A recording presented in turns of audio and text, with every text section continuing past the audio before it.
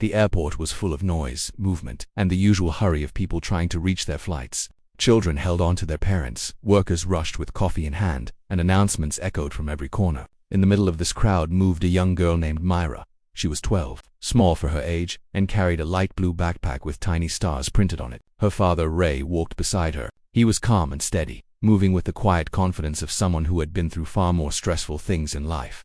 Ray had received his boarding pass earlier through his phone, but Myra's ticket had been printed at the counter, so the airline staff allowed her to board a little early to avoid the long line. Ray needed to speak with the gate agent about a small issue with his seat, so he told Myra to walk ahead, find her seat in first class and wait for him. Myra trusted her father completely, so she nodded and followed the signs to the entrance of the plane. Inside the aircraft, everything looked bigger and brighter than she expected. First class had wide seats, soft lighting, and a quiet atmosphere. Myra looked at her ticket again to make sure she remembered the right number. She found her row and sat down carefully. She placed her backpack under the seat, smoothed her braids with her hands, and took a deep breath. It was her first time flying in first class, and she felt proud that she was traveling with her father. Her father told her many times that she deserved comfort and safety, and she believed him.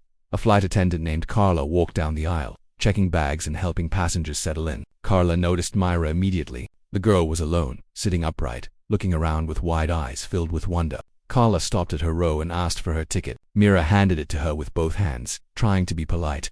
Carla looked at the ticket, then at Myra, then back at the ticket. A small wrinkle formed on her forehead. She asked Myra where her parent or guardian was. Myra explained that her father was talking to the gate agent and would board soon. Carla did not seem satisfied. She asked more questions. How did Myra get the ticket? Was she sure the seat belonged to her? Why was she alone in first class? Myra repeated everything she knew, keeping her voice steady even though her hands tightened around the ends of her sweater. She knew that she had done nothing wrong. Her father raised her to be respectful and calm, especially when someone questioned her. She believed that clear words could fix most misunderstandings. Carla continued to examine the ticket as if searching for something unusual. Then she asked Myra the same questions again, this time in a slightly sharper tone. Myra felt a knot forming in her stomach. She looked around but saw no sign of her father yet. Other passengers were placing their bags overhead, adjusting their seats, or speaking quietly, but a few began to glance in her direction, wondering what was going on. Carla stepped aside for a moment, speaking to another crew member in a low voice. Myra could not hear the words, but she recognized the look on Carla's face. It was the look of someone who already believed something and was now looking for proof to support that thought. Myra felt small in her seat, but she tried to keep her breathing steady. A couple of minutes later, 2 airport security officers entered the plane. They wore dark uniforms, and their presence made the nearby passengers grow silent. They approached Myra's row and stood beside her. One of them asked her to stand up. She rose slowly, holding her backpack in front of her like a shield.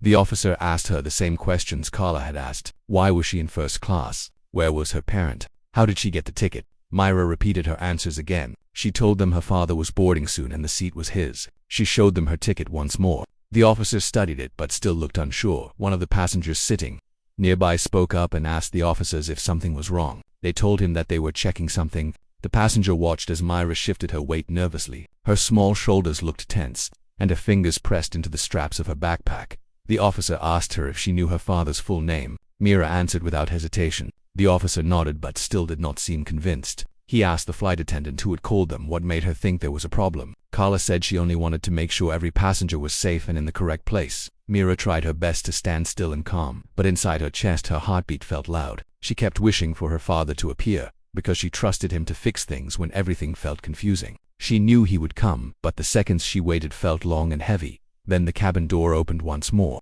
The sound of the door closing behind someone made several passengers turn their heads. A tall man in a light gray jacket stepped inside. His steps were steady, his eyes sharp and observant. It was Ray. The moment he saw the officers, the flight attendant, and his daughter standing with worry on her face, his calm expression tightened with concern. Ray walked quickly down the aisle. He placed a gentle hand on Myra's shoulder and asked her if she was all right. Myra looked up at him and nodded, relief washing over her. She felt safe again the moment he arrived. Ray turned to the officers and asked what was happening. He spoke in a respectful tone, but there was strength in his voice. The officer explained that they were told there might be an issue with the seat. Ray did not raise his voice. He simply reached into his jacket, pulled out his phone, and showed them his digital ticket. It matched Myra's seat exactly. He also showed them his ID. The officers exchanged a short glance. One of them apologized to Ray and to Myra. They explained that they were only responding to a call. Ray accepted the apology calmly. He said he understood they had a job to do, but he also said his daughter had been scared. The officers nodded respectfully and moved back toward the front of the plane. Carla stood frozen, unsure what to say. Her expression was stiff, and she avoided Ray's eyes. She seemed to realize that she had made an incorrect assumption. She had not waited to speak to the parent, and now the entire situation had become uncomfortable. Ray sat with Mira and helped her put her backpack back under the seat. He held her hand for a moment to make sure she felt safe again. Mira leaned slightly toward him, comforted by his presence. Other passengers slowly returned to what they were doing, though many still watched the scene with quiet curiosity. Ray whispered to Mira that everything was fine now and she did nothing wrong. Mira nodded. She trusted his words. The plane began to settle again, but the flight attendant remained motionless at the front, knowing she had to face a long flight after the decision she had made. The plane continued to fill with passengers, but the quiet tension from earlier still hung in the air. Myra sat close to Ray, feeling warmer and calmer now. She held on to the edge of her seat as she looked around. She noticed some passengers still staring at her, some with concern, some with hesitation, and some with confusion. Ray noticed too, but he acted like nothing bothered him. He wanted Myra to enjoy the flight and forget the stressful moment.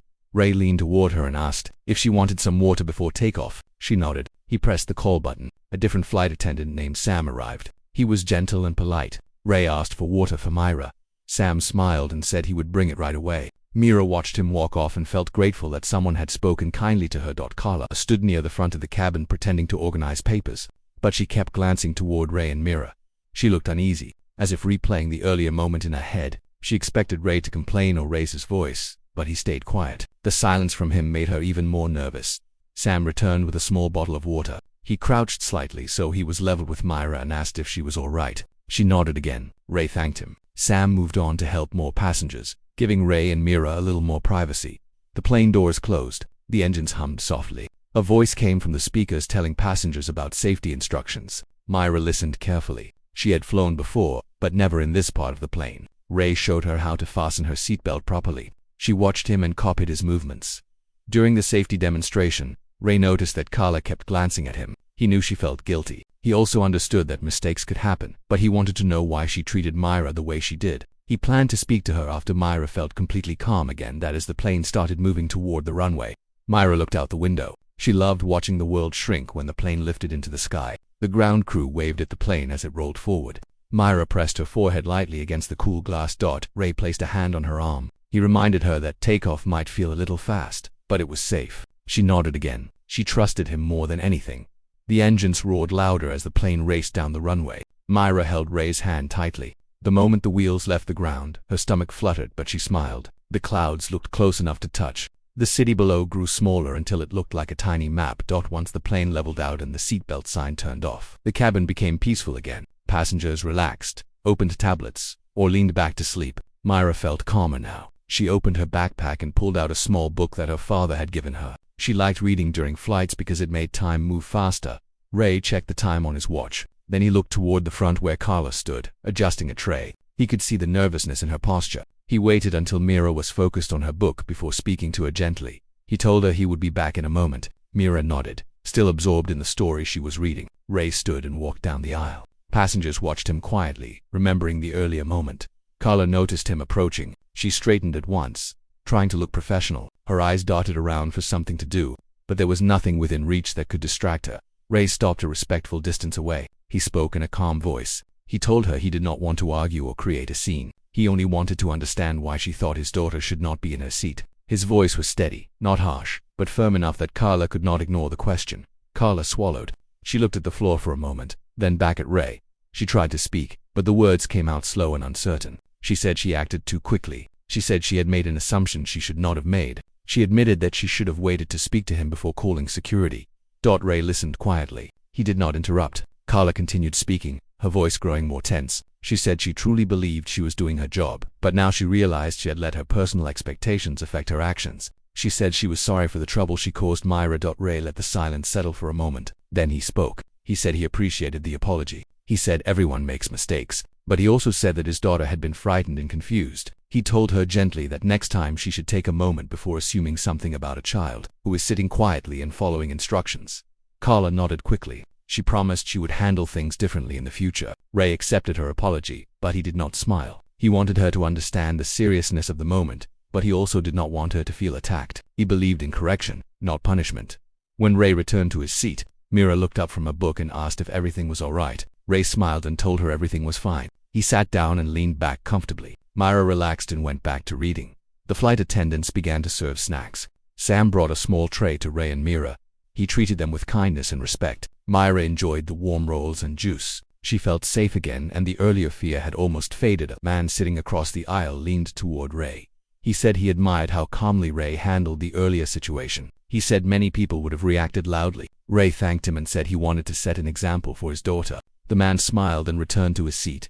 Myra listened quietly, feeling proud of her father. She knew he was strong, but she also knew he believed in fairness and patience. She hoped she would grow up with the same steady strength. As the hours passed, Mira and Ray watched a movie together. Myra rested her head on his arm. The cabin lights dimmed. People slept or whispered quietly to each other. The earlier tension had almost disappeared completely, but Carla still moved with a slight stiffness. She tried to work normally, but she kept glancing at Ray and Myra from time to time. Her mind replayed her mistake over and over. She wondered how she could fix things fully. She hoped Ray truly believed her apology.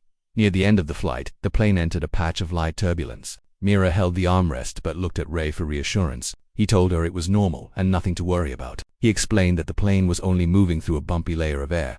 The plane steadied again, and Myra relaxed. She leaned back and closed her eyes for a moment, listening to the soft hum of the engines. Ray looked at her and felt grateful that she trusted him so deeply. He wanted the rest of the journey to be peaceful for her. He hoped the incident would not affect the excitement she felt for their trip. Above the clouds, the sky was calm. The plane continued its path across the country. Life inside the cabin was quiet once more. But the story between Ray, Mira, and Carla was far from over. The way the flight would end would shape everything that came next.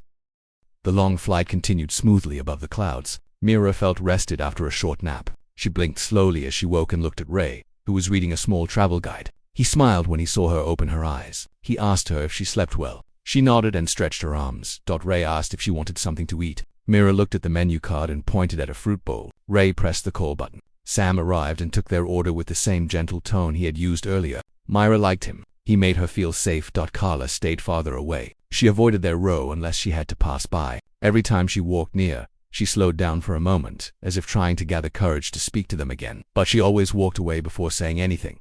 Myra noticed this. She whispered to Ray, asking if the flight attendant was still upset. Ray said that sometimes people feel guilty after making a mistake. He said she might be trying to understand how to fix things. Mira listened carefully. She asked if she should say something. Ray told her she did not need to. He said she had already done enough by staying calm and respectful. Sam returned with the fruit bowl. He placed it gently in front of Myra and told her to enjoy her meal. Mira thanked him. She picked up a piece of melon and took a bite. It tasted sweet and fresh. Ray watched the clouds through the window. The sky was bright, and the soft sunlight filled the cabin. Myra loved looking outside too, so she leaned forward and rested her chin on her hand as she gazed at the sky.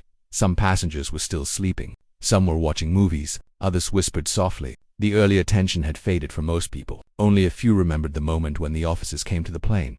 After some time, a young woman from another row walked toward Ray. She had seen the earlier incident and had been thinking about it. She told Ray that she admired how calm he stayed and how he protected his daughter without shouting. She said she wished more people handled things that way. Ray thanked her politely. Mira felt proud again. A man sitting behind Mira also leaned forward and asked if she was feeling better. She nodded shyly. He said he had a daughter her age and could not imagine her going through something like that. Myra smiled politely and thanked him. Ray noticed that passengers were trying to show kindness after what happened. It made him feel slightly better. He hoped Myra would remember the kindness more than the fear. As the hours passed, the plane began its slow descent toward Los Angeles. The captain announced that they would be landing soon. Mira fastened her seatbelt again. She held Ray's hand as the plane tilted slightly downward. Carla walked through the aisles to check if everyone was ready for landing. When she reached Ray and Mira's row, she paused. Her hands trembled slightly. She looked at Ray, then at Myra. She opened her mouth to speak, but no words came out at first. She cleared her throat quietly and tried again. She said she wanted to apologize again. This time her voice sounded different. It was softer and more sincere. She said she never meant to frighten Myra. She said she acted without thinking and that she was truly sorry. Ray looked at her calmly. He nodded to show he heard her. Mira looked at her too. She could see the sadness in Carla's eyes. She remembered what her father said about mistakes. She decided to speak. Myra said she accepted the apology. She said she was all right now. Carla looked surprised and relieved at the same time. She thanked Myra for her kindness. She thanked Ray too. Then she moved to the next row. Ray looked at Myra and whispered that he was proud of her. Myra smiled and leaned her head against his arm again. The plane touched down smoothly. The wheels rolled on the runway, slowing until the plane came to a gentle stop. Myra always loved the moment when the plane landed. It felt like a small victory after a long journey. When the plane reached the gate, passengers stood up to collect their belongings. Ray helped Myra with her backpack. They waited patiently for the rows ahead to clear so they could walk out calmly as they prepared to leave.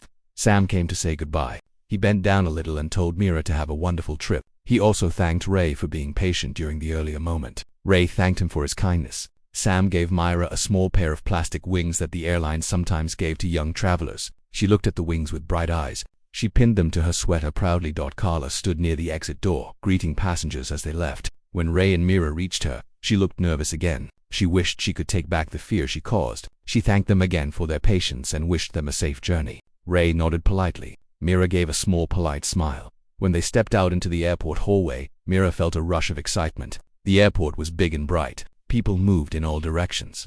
Ray placed a hand on her shoulder and guided her through the crowd as they walked to baggage claim. Myra talked about the clouds she saw, the snacks she liked, and the movie she watched with Ray. Ray listened carefully and smiled. He wanted her to focus on the good parts of the flight. He wanted the memory of the incident to fade away naturally. At baggage claim, they waited for their suitcase. Myra held onto her small wings and admired them. She asked Ray if she could collect more wings from future flights. Ray laughed softly and said she could try. Their suitcase arrived on the belt. Ray pulled it off and placed it on a small cart. They walked toward the exit where sunlight streamed through the wide windows. Myra breathed in the warm air of Los Angeles with excitement. But just as they were about to walk out, Ray heard someone calling his name from behind. He turned around. It was the same officer who had spoken to them on the plane before takeoff. The officer had finished his shift and was leaving through the same exit. He walked up to Ray and Myra with a calm expression. He apologized again for the earlier confusion and said he was glad everything ended peacefully. Ray thanked him for approaching them respectfully. Myra looked at the officer and gave a small nod. The officer crouched slightly to Myra's level. He told her he admired her courage. He said many children get scared in those moments, but she stayed brave and calm. Myra felt her cheeks warm with shy pride. Ray shook the officer's hand. The officer wished them a good trip and walked away.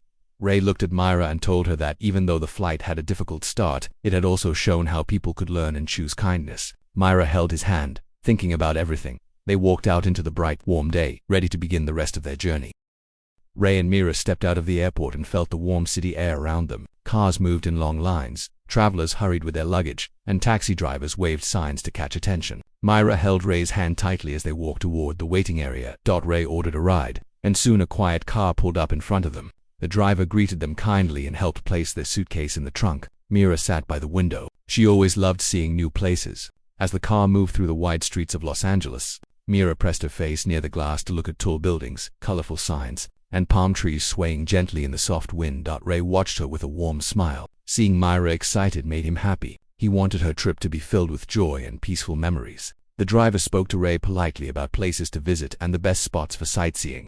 Myra listened with curiosity, imagining all the places she wanted to see. After a short ride, they reached the hotel. It was tall with shiny glass windows that reflected the sunlight. The lobby was wide and beautifully decorated. Myra looked around with awe as they entered. Ray checked them in, and soon they were given their room keys. Inside the room, Myra rushed to the window and gasped. She could see the city lights beginning to glow as the sun started to set. Cars looked like tiny toys from the high floor. Ray placed the luggage near the bed and laughed softly as he watched her excitement. He told her they could rest for a bit, and then go out for dinner. Myra nodded eagerly. She unpacked her book, her sweater, and the small wings Sam had given her. She placed the wings on the table carefully, as if they were a treasure. After resting for a while, they left the hotel to explore the nearby streets. Restaurants were buzzing with customers. Music came from open doors and windows. Myra held Ray's hand as they walked. She pointed at street performers painted silver and gold, dancing and posing for crowds. She laughed when one of them made a funny face at her. Ray bought her a small cup of fruit from a stall. Myra ate it happily as they continued walking. They finally chose a quiet restaurant with warm lights. Inside, the staff greeted them kindly and brought them to a nice table near a window as they ate.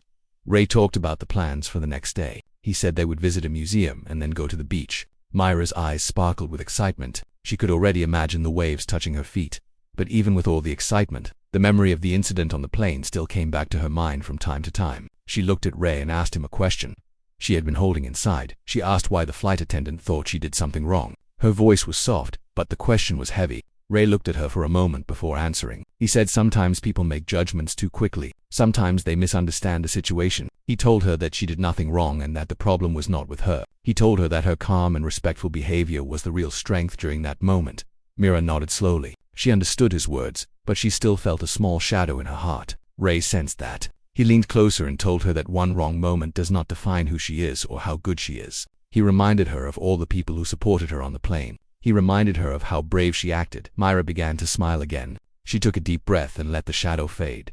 After dinner, they walked back to the hotel. The night breeze was cool and gentle. Myra held Ray's hand tightly as they walked through the glowing streets. When they reached the hotel room, Mira changed into her pajamas and sat on the bed. Ray sat beside her and asked if she wanted to talk more. She shook her head and said she felt better now.